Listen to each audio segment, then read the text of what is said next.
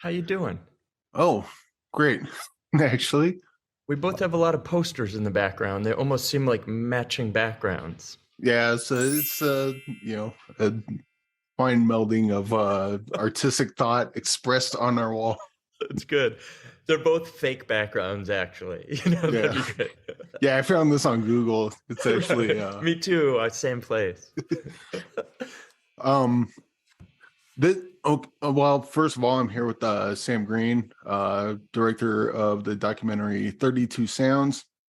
And with any other movie, this would probably be an insult, but with you, it's an absolute compliment. And maybe you'll see where I'm going with this. But I nearly fell asleep a couple of times watching this, just because the you have the parts where the screen goes blank, Yeah. and then you got to listen, and it's just really really meditative and really soothing in those Oh. parts. I take it as a great compliment, and there are different ways you could mean it, but I'll choose to take the positive version. Falling asleep in movies or getting very still is underrated, I think. Yeah, well, like for something like a Avengers movie, I don't think that was their Yeah. intent. But like with this, like I like how you kind of couch everything in.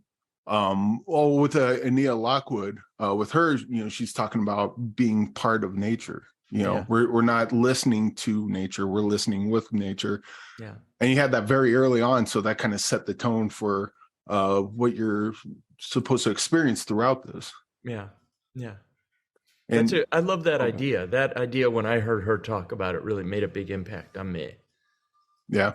Also, uh, is there any plans to maybe show this, or I don't know if they can do an hour and a half in a classroom, but I Yeah. think like maybe a shorter version of this would work really well for like a elementary school kids to kind of learn and experience sound for the first time. I would love that. I would love that. Yeah. I'm And trying to think if anything is too adult for them. I don't know, Maybe the kid. bombs might be a little scary. Oh, okay, that. I could cut that. Oh, well, no, I was gonna say I was not expecting a jump scare in this, Oh, yeah. because you did a really brilliant thing with I don't even know if you should talk about this, because well, I'll be vague about it. You'll know what Okay. I'm talking about. But there's that part where you use a flash, Yeah. and I was not expecting that, because like even with my eyes closed, Yeah. I kind of saw that. What's kind of some other kind of sound design choices you made in doing something Ah. something like this? Well, I worked with this great sound designer, Mark Mangini, and he's like a huge Hollywood sound designer who did Dune and Mad Max and Star Trek. He's like one of those huge Hollywood guys. And he was so wonderful to work with because he's really smart about sound. He's been doing it for, I think, 40 or 45 years, and he just knows so much, and also is really playful and fun. And we went down a million rabbit holes. At some point I was trying to figure out the loudest crowd sound in the world, and it actually was like it's a basketball game. I forget the Sacramento Kings, I think. They went for it. They had like somebody from Guinness and a decibel reader, and they got the crowd all crazy, and they broke the world's record for the loudest crowd sound. And so Mark, I was like, how can we make this work? Because it's an incredible sound. But the funny thing is, it was an incredible sound in the arena, but it's almost impossible to put it in a movie and have it also be incredible. It's just like sonically not possible. So that, working with somebody like Mark, I mean, this is kind of a dumb example, but he's just so smart. I'd be like, Mark, how can we make this loud? And he sort of would explain to me the engineering, the technical, how sound really works, and how a lot of it is emotional in addition to the physics of it. There's an emotional part, and if you're there in the arena, you feel the sound in a way that makes it huge. And if you just have a recording of it, it's not the same thing. And so, yeah, Mark was awesome and allowed me to be sophisticated in terms of a lot of things about sound. And he was just a good collaborator. We had a 2-year conversation, really. And you touch on that in the documentary too, because like you hear the sound, it gets louder, but you're not feeling the sound waves hitting your chest. You're not feeling the stomping on the floor, right. You know, the smells, the atmosphere, and all that. Yeah. Also, as a filmmaker, it looks like most you've done is documentaries, but so I was thinking of hearing like people speaking, and I'm wondering if some of that might be a good exercise for actors. Like, don't watch your performance, just listen to your performance and see if you can get some truth out of that. Yeah, for sure. I mean, the human voice is so rich. I mean, in a way, faces are too, but your voice, there's so much information in a recording. You know, if you read a transcript of this conversation, you'd get something out of it. But hearing our voices, the way we talk, the intonation, the loudness, the quietness, you can communicate a world of stuff just with this complex instrument we have, the human voice. It's great. It's endlessly fascinating, I think. Yeah. Also, with the bird, very early on, the sound of the bird, the Hawaiian bird, believe it was described as like the most haunting sound they've heard, because you're listening to an animal become extinct, essentially. Kind of on that level, like what's a very intimate sound that you can think of? Well, there's lots of sounds that didn't make it in, you know, for one reason or another. And a lot of them I love, but they just couldn't fit. They didn't work for some reason. And one, I was trying to, early on, I was trying to figure out like surprising sounds, because there's a podcast about sound, you know, there are probably many podcasts, but it's sort of like all the sounds you'd expect. You know, there's nothing surprising. Or so I said to JD, what's like a sound that will push people's buttons that's like surprising? JD said, have you ever heard of the Orgasm Library? And I said, no, what's that? And JD sent me a link, and there's a Spanish company that sells adult products like vibrators and stuff. And on their website, they have a thing where people can upload recordings of themselves coming, and you can listen to them. And there's lots of them, and it's just the sound. And so it's like, it's not pornographic. I mean, it's just, you know, very striking sound. And I included that in some of the early versions. And I liked it because the thing with that is everybody has a different reaction to that. You know, people are either like embarrassed or irked, or some people are probably excited, or, you know, there's almost everybody has a reaction, but they're very different reactions. And it's an example of that idea that so much of sound is in the ear of the beholder. You know, it happens in your brain as opposed to just the sound in your ears. So I like that one, and it's an intimate sound for sure, but it didn't make the cut. But they're out there. If anybody wants to check out the Orgasm Library, you can find it. Also, I mean, that's a kind of a hallmark of art in general anyways, to make people feel something, whether they're offended by it, disgusted by it, enjoy it, what have you. Yeah, for sure. So what's kind of just when choosing a film, your next film, or, you know, choosing this one or any of your past ones, what kind of goes into the process of, oh, that's something I'm going to follow? Because documentaries take a while. What's the thing that's, I'm going to follow this story for a while and see where it goes? Well, it's always, for me, it's always an intuitive thing. I never sit down and come up with a list of 20 projects I might make and weigh the pros and cons. It's almost always just I see something, or I read about something, or I hear something that really kind of intrigues me, and I'll look into it. I'm a curious person, so I'm always looking into things, and 90% of the time it doesn't really turn into anything, but sometimes there's something there that kind of like plants a seed. And with this, I mentioned it in the film. I read this reference to Anea Lockwood, and the fact that she's recorded the sound of rivers for more than 50 years. I didn't know who Anea Lockwood was, but that really interested me. I was like, wow, I love the sound of rivers. Who is this person who's recorded the sound of rivers for 50 years? And it was right at the beginning of the pandemic when I read that. And I was at home like everybody else and had time. And I just started reading about her and I really liked her work. I found some online. And then I emailed her out of the blue and said, hey, could I talk to you? And she said, sure, I'm just at home, as I was. So we started up a kind of Skype, email relationship conversation, and that it snowballed from there. I was just very taken with her, and she's a great artist. She's an old person and wise. There's a lot about her I really liked. So that's kind of how I got going on this project.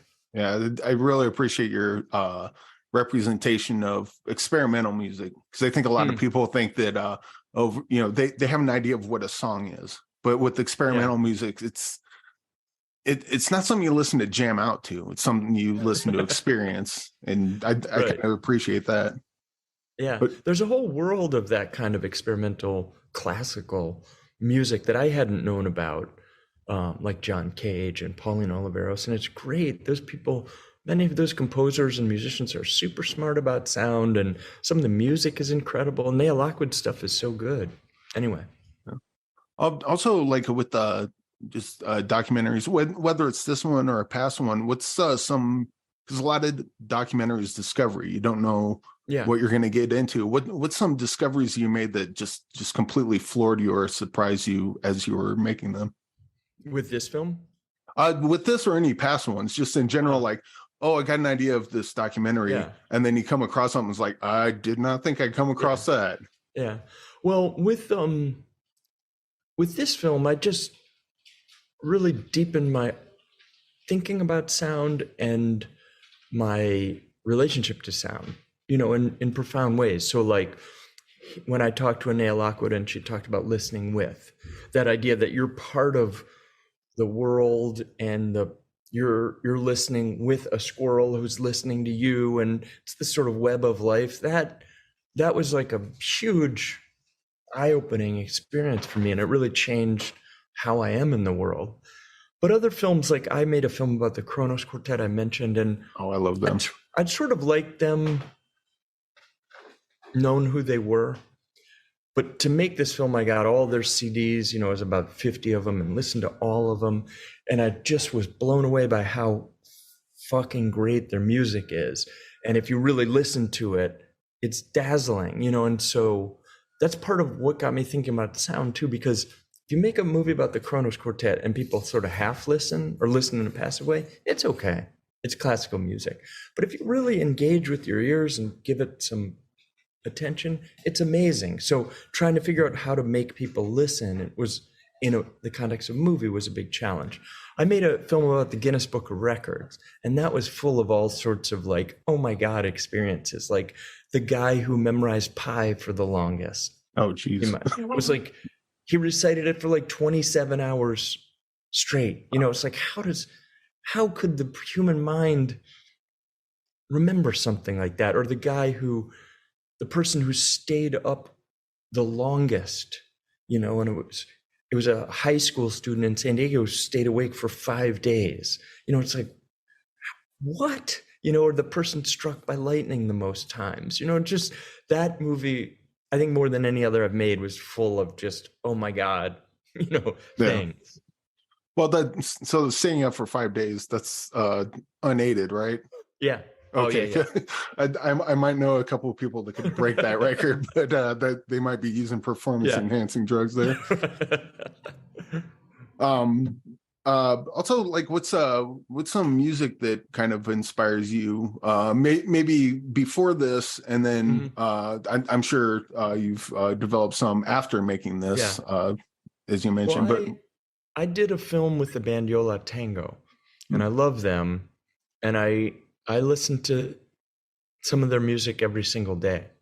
I was just listening to it this morning. So there's something about that music. But then making the Kronos Quartet movie turned me on to tons of music like Steve Reich and Philip Glass, Terry Riley, just fantastic music. But then, I also really like pop music too. So I'm kind of all over the place in my interests. Right now, I'm listening to a lot of music by somebody named Gabriella Smith, who's a composer. It's classical music, but some of it is just enormous and dynamic and dramatic. And so I love music. I edit with music. I need music to make films.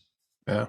And I do appreciate the McFadden and Whitehead in there. Oh man! As soon as I heard, and this was a kind of an interesting thing too, when Nahanda, Yeah. she was listening to that in the earphones. She's like, just barely hear it, but I love that song so much that it just kind of, it's almost like I'm hearing it at full volume. Yeah, I like that too, and that's one of the example of Mark Mangini. He waited to the very end of the scene to let you really hear it. Like you're hearing it, and that old sound of somebody with like the little Walkman headphones, how the sound would bleed out. It doesn't really do it so much with these headphones, but in the old days, you'd hear a tinny version of the song. And so Mark's idea was to have you experience that, and then at the end, the whole song comes in. And yeah, that I agree. That song, I could be like, under any circumstances, that song probably will make me feel good. It's just such a wonderful, sunny, beautiful song. If you can't dance to that song, you're not listening to it, or you're not alive. Yeah, well, that too. I guess I'll end with this. We have a "What's in the Box" segment.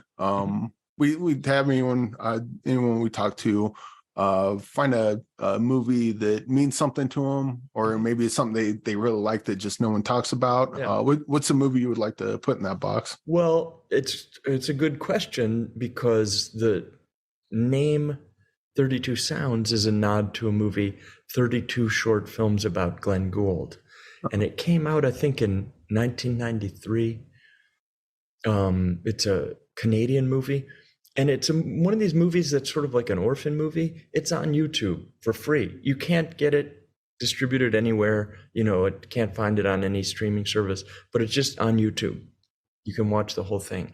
And it's a remarkable movie. It's one of my favorite movies. It's about a Canadian pianist named Glenn Gould. It was a really odd, interesting, eccentric, genius musician. And it's a film about him in little segments, and some of the segments are animation and some have actors. It's like a fiction film. Some are documentary.